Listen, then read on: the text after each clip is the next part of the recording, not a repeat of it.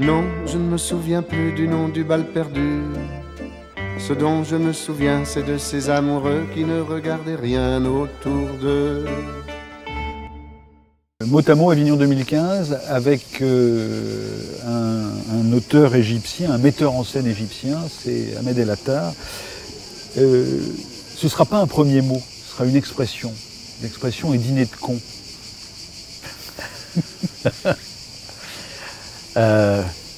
Oui, c'est un peu ça, mais je pense beaucoup plus aussi. Parce que je pense que c'est simplifier les choses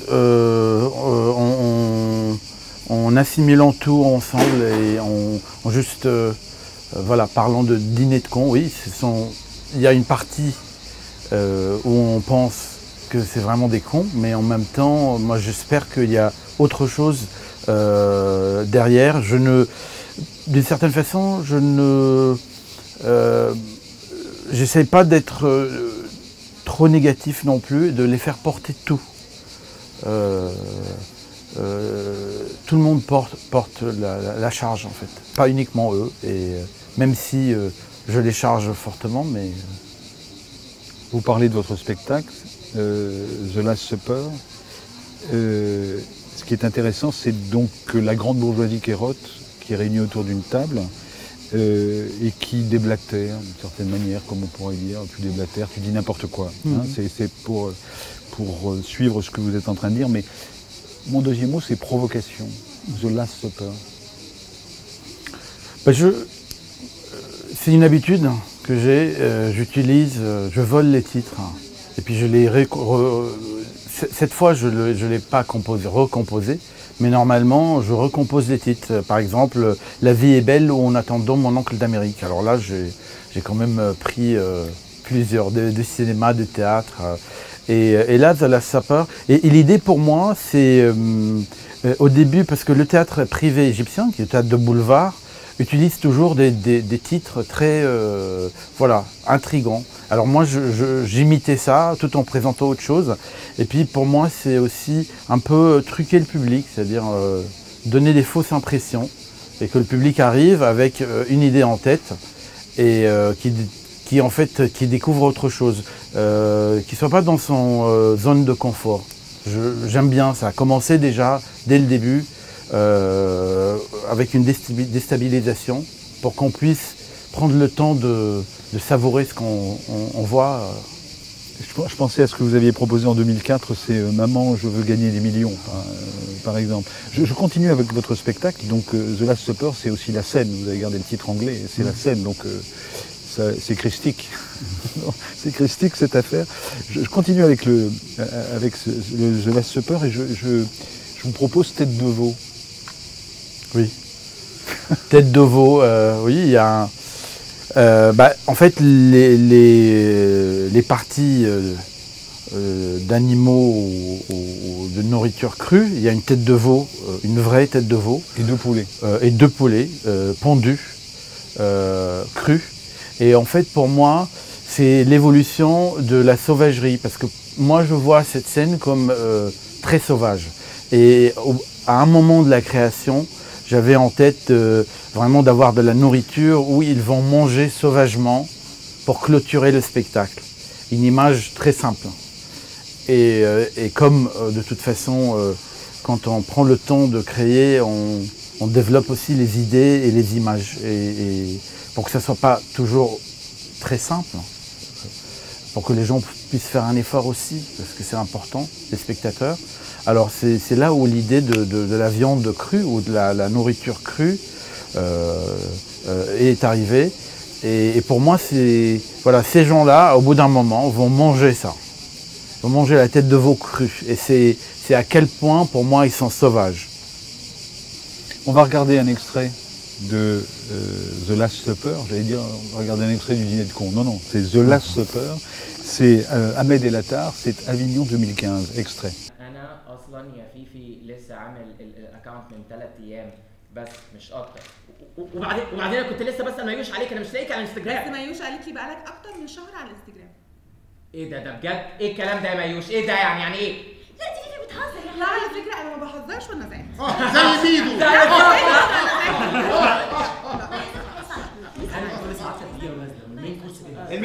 بسرعه بقى يا حتو. طب بصي يا فيفي بصي ما تزعليش نفسك. ايه رايك بقى لو كلنا دلوقتي ناخد سيلفي وننزله على الانستجرام؟ ها يلا بينا. يا ناديه يا ناديه تعالي عشان تلحقي السيلفي. ايه السيلفي ده يا باشا؟ احنا ما اتفقناش على كده. لا ما تقلقش يا جنرال، دي مجرد صوره. صورة؟ يا جنرال دي صورة بناخدها لنفسنا بنفسنا. بص يا جنرال خليك انت معايا بس وانا هظبط لك كل حاجه. لا ما دام انت اللي هتظبط كل حاجة يبقى كله تمام. ايه ده يا ابو علي ده اهو، خش معانا بقى يا ابو علي في السيلفي الحلوه دي، يلا بينا. ماشي يلا انتوا كده تقفوا هنا كده. يلا يلا يا ابو علي رايح على وين؟ يلا بينا يلا كل جاهز؟ يلا ايه؟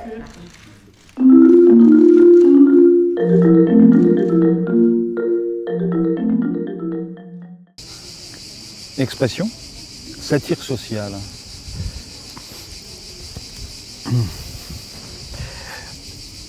Je dirais que c'est...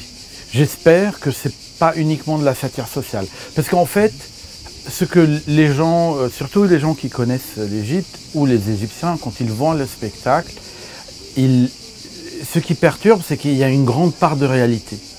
Mais en même temps, il y a aussi une part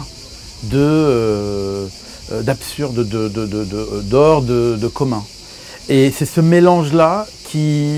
Alors pour moi, une satire, c'est un peu moins que ça. C'est moins ce mélange. Il y a vraiment une grande part de réalité mélangée subtilement, finement, avec une part d'absurdité, d'exagération, mais tout en restant dans la zone de réel.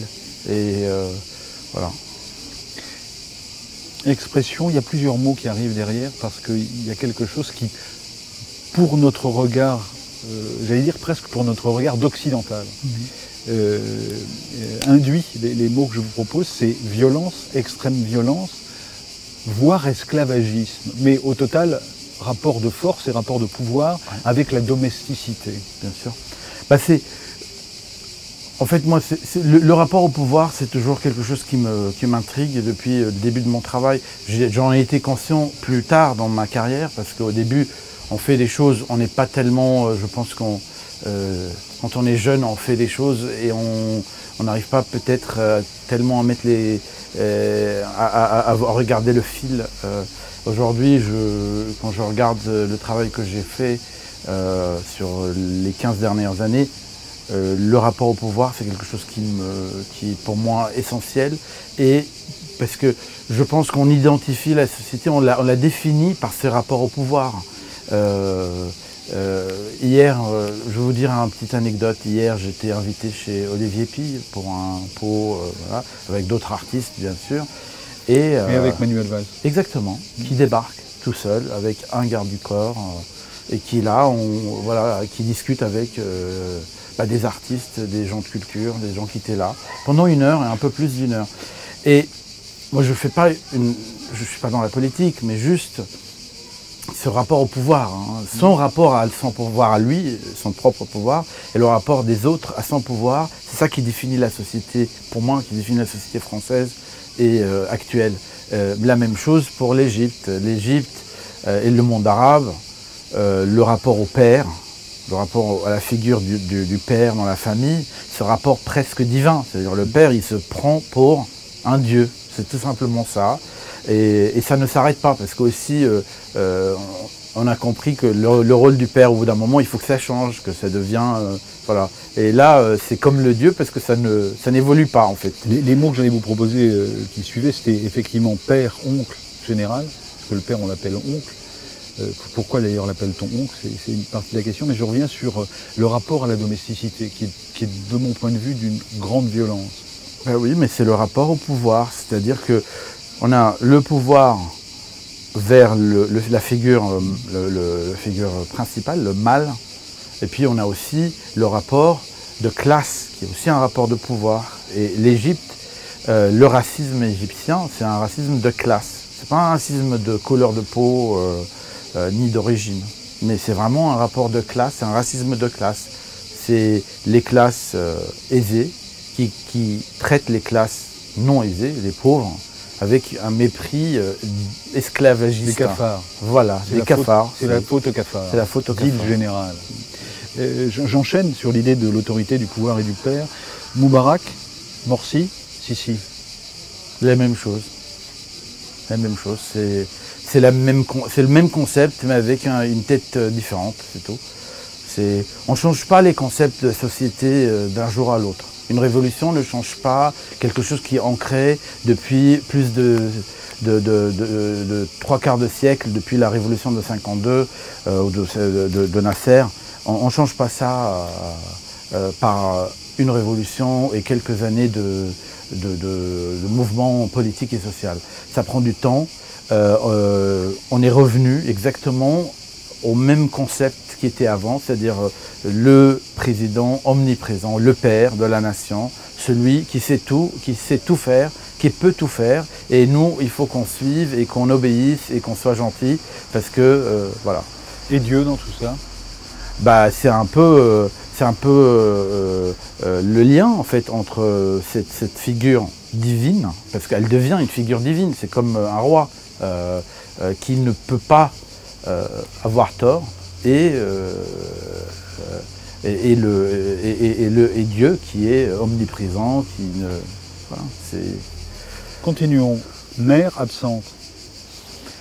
Dans votre spectacle. Oui, bah, c'est un peu le rôle de la femme, mais c'est... Il y a des femmes. Hein, il y a des femmes, bien sûr. Il n'y a pas la mère. Il n'y a pas la mère, parce que je pense que dans mon analyse, dans ma vision de la société égyptienne, qui est aussi une vision très personnelle, hein, parce que tout ça, ça fait partie de ma façon de m'intégrer dans la société. Hein. C'est pas non plus, c'est pas des vérités absolues. Vous savez ça. Hein. On essaye d'être un peu complexe, oui. Oui. Et je pense que l'absence de la mère, c'est pour moi l'absence de son rôle important dans la société. C'est-à-dire que d'une certaine façon, même si je suis très conscient de l'oppression qu'elle subit au sein de cette société très patriarcale, je la condamne aussi pour son absence, pour son manque de courage. Oui, pour son manque de courage. Et c'est le sujet de mon prochain spectacle, d'ailleurs, qui s'appelle Mama, et qui décortique le pouvoir, la politique du pouvoir entre l'homme et la femme au sein de la famille. Parce que, mine de rien, la femme, elle est complètement oppressée. Je suis pas du tout contre, hein, mais en même temps, elle joue, c'est elle qui recrée ce cercle vicieux, parce qu'elle joue le jeu. Elle joue sur les deux tableaux. Oui, elle joue sur les deux tableaux. Elle est opprimée ouais. par le père et son mari, et puis elle contrôle complètement le fils qui est dans une société patriarcale, en fait, le lignage, c'est-à-dire que le fils aîné, c'est en fait l'héritier, et en le contrôlant, mais d'une façon complètement monstrueuse, et d'une certaine façon, elle contrôle le futur de la famille, mais elle recréait par ça exactement le même schéma dont elle a été victime. Et c'est pour ça que je la condamne. Saïdi. C'est mes origines, oui, c'est mon père, il vient du sud. Moi, j'ai pas grandi là-bas, j'ai grandi au Caire, mais j'ai quand même gardé des liens très très étroits avec le sud. Étant le premier petit-fils, alors j'allais très souvent dans le sud quand j'étais petit, jusqu'à maintenant j'y vais. Et pour moi, c'est un peu... je ne suis pas vraiment dans la tradition. Moi, je suis un fils de... j'ai grandi dans la ville de béton avec la pollution et les voitures et tout ça. Moi, je n'ai pas connu les champs romantiques au bord du Nil. Hein. Ça, ce n'est pas mon héritage. Mais en même temps, il y a une nostalgie à quelque chose de... Voilà. C'est un peu le poids, mon ancrage dans la société. Arabe. Arabe, moi je me considère comme un Égyptien arabe. Pour moi, l'identité arabe, c'est quelque chose que je partage avec 350 millions de citoyens dans le monde, et je la revendique. Sur votre travail, deux mots que vous associez d'ailleurs, me semble-t-il, c'est texte et prostitution. Ouais. Oui, c'est quand on grandit dans une société où la parole n'est pas vraie, n'est pas juste, elle n'est pas vraie, surtout n'est pas vraie. On la prostitue tout le temps. Et alors, au bout d'un moment, on arrive à un point où on ne veut plus cette parole-là. Moi, j'ai passé 10 ans de ma vie où j'ai arrêté de lire de la fiction, complètement, ni égyptienne, ni ailleurs. Je lisais que des non-fictions, des textes non-fiction. Parce qu'il y a un moment où on n'en peut plus. Parce qu'en fait, on vit une fiction qu'on veut faire passer comme la réalité. On nous dit, oui, mais l'Égypte, c'est la mer du monde, tout est bien, et puis on sort de chez... Mais on n'a même pas besoin de sortir, et on découvre une réalité complètement autre. Excusez-moi, mais Marie, c'est bien la mère de Dieu, quand même. Je plaisante, mais je vois bien la manière dont vous, comment dirais-je, vous pervertissez les textes. Exactement. Ou comme vous avez fait comme Pi à une époque, d'ailleurs, vous avez pris des textes de Nasser et vous en avez fait du théâtre. Voilà. Pi a pu le faire à Srebrenica. J'ai pris mes conversations téléphoniques, j'en ai fait du théâtre. C'est à ce point, c'est carrément détruire le texte, la fiction, la création, et aller vers des textes plus banals. Le mot suivant ou l'expression suivante, c'est triple casquette. Est-ce que vous êtes producteur, vous êtes à la tête d'une fondation, vous dirigez un festival, triple casquette? Ben en fait, moi j'aime bien la production. D'abord, c'est quelque chose qui me donne une satisfaction aussi, pas juste créer artistiquement. Mais je pense qu'au-delà de ça, je considère que les artistes dans nos pays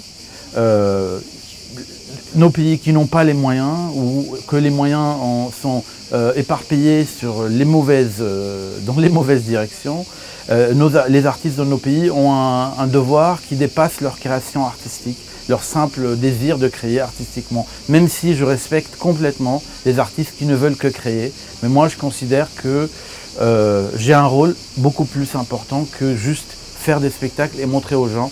J'ai aussi un rôle social et politique, même si je ne suis pas un homme politique, je n'en veux pas en faire, de soutenir les jeunes, les créations, les autres artistes dans leur création, puisque j'ai les moyens intellectuels de le faire.